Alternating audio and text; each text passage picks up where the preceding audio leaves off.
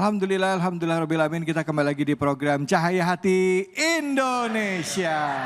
Dan kita disiarkan dari Masjid Jami Harapan Jaya Bekasi Utara. Nah, buat Anda yang baru bergabung, tema kita ini dekat dengan keseharian. Khususnya buat ini pemirsa iNews yang dimanapun saja berada, yang hari ini merasa lelah ya. Lelah dengan keadaan, lelah dengan pekerjaan. Yakin ada Allah bersama kita. Lagi diingetin lagi nih sama guru-guru kita, gimana caranya untuk mendekatkan diri kepada Allah. Bisa jadi ujian yang kita hadapi ini adalah caranya Allah supaya dekat ya. Supaya Allah dekat sama kita. Apalagi besok ini udah mau masuk bulan Ramadan ya Bu ya. Bu, Pak. Kita semua berharap masuk bulan Ramadan, insya Allah. Makanya selalu kita doa selesai sholat, Allahumma barik lana fi Rajab wa Sya'ban wa balikna Ramadan. Baik, silakan. Saya beri kesempatan sekarang di sesi yang keempat ini, yang mau bertanya siapa? Silakan angkat tangannya. Iya, Ibu silakan. Wabarakatuh. Waalaikumsalam warahmatullahi wabarakatuh. Nama saya Ibu Aneng dari Masjid Taklim Nur Al-Ikhlas Nusantara, Kapling Nusantara. Saya mau tanya Pak Ustadz seputar pribadi saya dan keluarga saya. Maaf Ustadz. Saya mempunyai seorang ibu yang sudah sepuh dan mungkin sudah masuk pikun. Dan beliau sekarang sedang diurus oleh adik saya yang nomor 3 perempuan. Tetapi ada ganjalan di hati saya Pak Ustadz. Beliau itu seakan mengurus orang tua itu antara ikhlas dan tidak. Masalahnya karena bapak saya sudah meninggal dunia, meninggalkan harta, dan harta itu tidak dibagi dengan adil. Yang pertanyaan saya Pak Ustadz, saya pun tidak mendapatkan apa-apa dari harta itu, alhamdulillah Pak Ustadz. Nah pertanyaan saya, sekarang orang tua saya diurus oleh adik saya, tapi mereka ngurusnya itu karena harta Pak Ustadz. Jadi harta itu mulai sedikit demi sedikit habis. Nah selagi harta itu masih ada, mereka tidak memperbolehkan saya untuk mengurus ibu saya. Tapi setelah ibu saya pikun, ibu saya tuh dilempar seperti bola. Dari anak sini ke sini, seolah-olah tidak mau gitu Pak Ustadz. Kadang saya sudah berbuat baik pun, saya tetap salah. Bagaimana itu Pak Ustadz? Cara menyikapinya. Terima kasih. Assalamualaikum warahmatullahi wabarakatuh. Waalaikumsalam warahmatullahi wabarakatuh. Silakan Ustadz Fadal. Ya. Baik Ibu, pertanyaan yang bagus ya. Ini pelajaran penting bagi kita semua bahwasanya ada orang tua yang dapat mengurusi anaknya 11. Betul? Ada seorang ibu, seorang ayah yang mampu mengurusi anak-anaknya banyak. Tapi ketika orang tuanya telah masuk dalam kategori tua, tidak berdaya dan lain sebagainya, anak yang 11 itu, anak yang banyak itu tidak mampu untuk mengurus orang tuanya satu. Betul nggak? Ini pelajaran cambuk besar bagi kita semua. Ada yang mau ngurus karena lantaran pengen dapat harta warisan. Padahal kalau seandainya kita berpikir bahwa disitulah ladang amal kita. Disitulah pintu surga yang Allah berikan, kemudahan kita bisa masuk ke dalam surganya Allah Subhanahu wa Ta'ala, manakala kita mampu mengurusi orang tua kita. Kita bisa bayangkan ketika kita waktu kecil, orang tua kita sedang makan, kita buang air di depannya. Kita di depannya, ayah kita berhenti dia makan. Ibu kita berhenti dia makan. Lantaran apa? Dia melihat anaknya sedang buang air besar, di stop makannya, kemudian dicebokin anaknya, dibawa ke kamar mandi. Apakah seorang ibu marah ketika itu melihat anaknya seperti itu? Tidak. Walaupun di depannya sesuatu yang najis diperlihatkan, tapi kecintaan seorang ibu kepada anaknya tidak membuat ia marah. Kita harus berpikir demikian. Maka ketika kita beranjak dewasa, kita punya orang tua yang orang tua kita saat sekarang ini tidak mampu untuk ke toilet. Dia dipakaikan pampers, bahkan dia buang air besar di tempat tidurnya.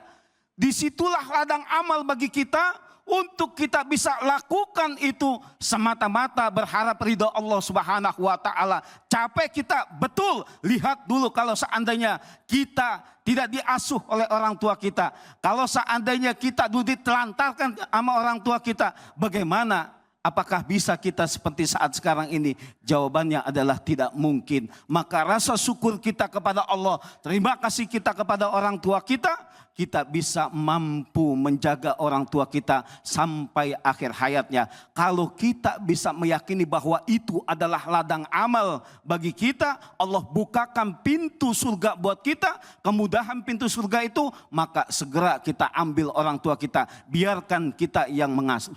Biarkan kita yang mengurus orang tua kita sampai akhir hayatnya, maka nanti Allah akan memberikan kecukupan bagi kita. Allah akan memberikan keberkahan bagi kita. Allah akan tancapkan di dalam diri kita hati-hati anak-anak yang soleh dan soleha, yang kita berharap doa dari orang tua kita. Maka camkanlah bagi kita semua yang saat sekarang ini kita punya orang tua, punya ayah, punya ibu yang sekarang terbujur kaku, ya, yang sekarang sedang terbaring, ia tidak bisa buang air besar, tidak bisa buang air kecil ke toilet, kita bantu itu semua. Jangan kita geli, jangan kita gengsi dengan hal itu.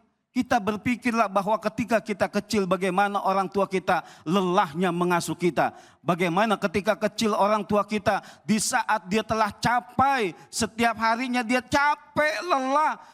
Ketika malam hari dia baru mau tidur, ternyata kita bangunkan dengan suara tangisan kita. Kalau kita selalu mengevaluasi diri kita saat sekarang ini untuk orang tua kita, pasti kita tidak akan mau menyia-nyiakan orang tua kita. Mudah-mudahan Allah Subhanahu wa taala memberikan kita kekuatan untuk dapat menjaga orang tua kita. Terima kasih Ibu. Baik, alhamdulillah. Terima kasih banyak, Bu. Ibu sabar ya, Bu ya. Yang namanya orang tua memang pasti semua anak pengen ngurus.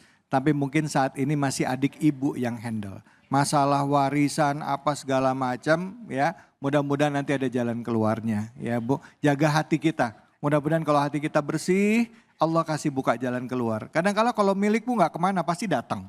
Kalau harta itu milik kita pasti datang ke kita. Tapi kalau orang makan yang bukan haknya pasti juga ada hukumannya juga ya Bu ya. Ya, yakin. Jadi prasangka baik, jaga hati kita tetap baik ya Bu ya. Baik, terima kasih. Silakan. Oh, udah ada dari sosmed. Nah, ini ada teman-teman dari sosmed, dari iNews juga ini, para pemirsa iNews yang bertanya. Kita lihat sama-sama ini pertanyaannya. Yuk. Assalamualaikum Ustadz, saya berusaha untuk mencari pekerjaan tetap, bahkan sampai ambil pekerjaan serabutan sambil merawat orang tua. Kapan ya bantuan Allah datang? Katanya akan dimudahkan. Kenapa malah makin sulit?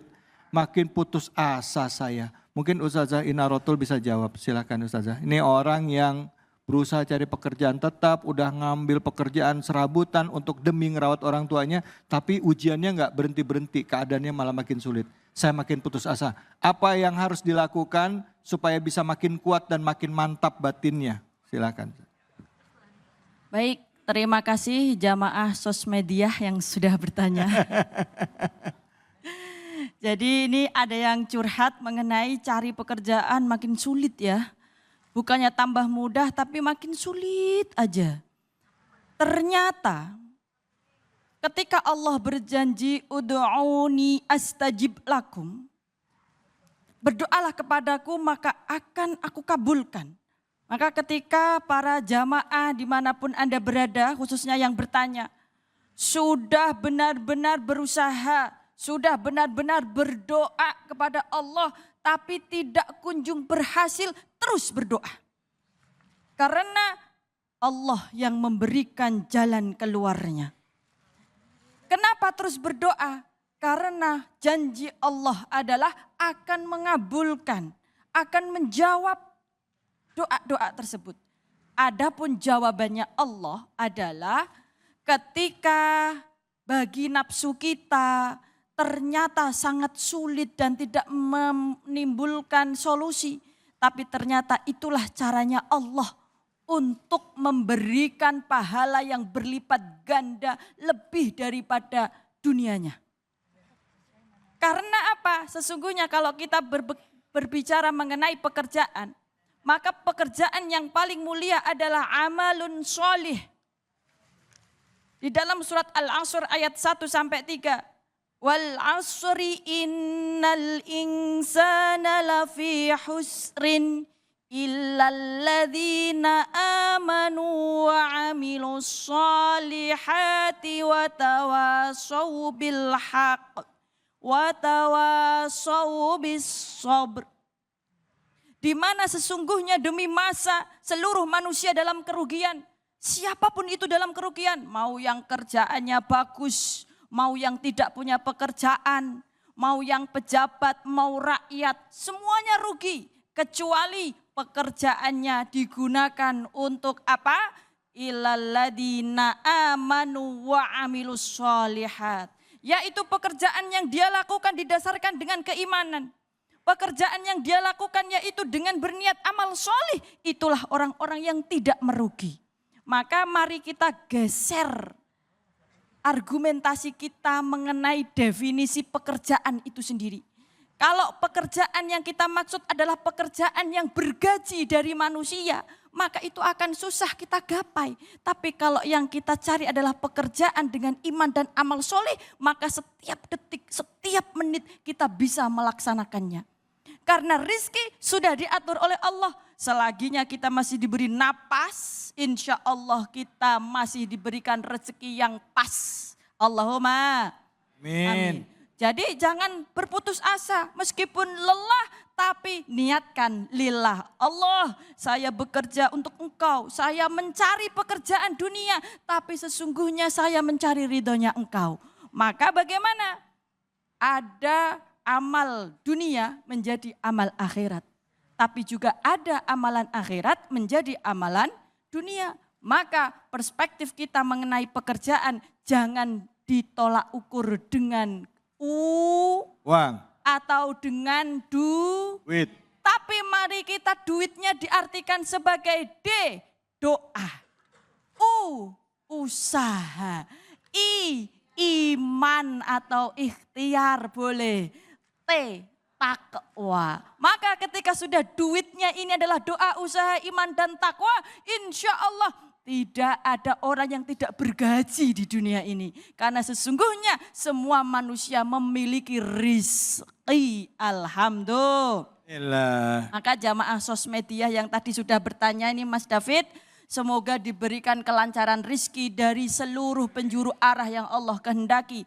Tidak harus menjadi karyawan di sebuah PT. Tidak harus menjadi karyawan di sebuah perusahaan. Tetapi iman dan takwalah ini yang akan menjadikan dia menjadi kehidupannya lebih barokah. Manfaat fid dunya wal akhirah. Amin. Amin. Allahumma amin. Ya Rabbal alamin. Amin ya Rabbal alamin. Bu. Kadangkala kita itu berpikir setiap berdoa Allah itu harus ngikutin maunya kita. Ya, padahal Allah itu tahu yang terbaik buat kita ya. Nah, jadi kadangkala egonya harus turunin, nafsunya mesti diturunin, pikirannya juga jangan dibikin kaku, hatinya dilembutin. Karena bisa jadi jawabannya udah ada di sekitar kita, tapi kitanya aja yang enggak lihat. Mintanya mobil, padahal di depan udah dapat motor. Pengennya mobil mulu. Padahal Allah kasih, jangan mobil dulu, motor dulu. Ini kiasan ya Bu ya, kiasan ya gitu. Ya mudah-mudahan kita jadi hamba-hamba Allah yang bersyukur. Karena kalau kita bersyukur Allah akan tambah rezeki kita. La in syakartum la azidanakum wa la in kafartum inna azabi lasyadid. Jangan kemana-mana, kita akan lanjutin lagi. Kita akan belajar membaca Quran bersama dengan guru kita Kiai Haji Munawir Ngacir. Tetap di sini di program kesayangan kita Cahaya Hati Indonesia. Hasbunallah wa ni'mal wakil, ni'mal maula wa ni'man nasir.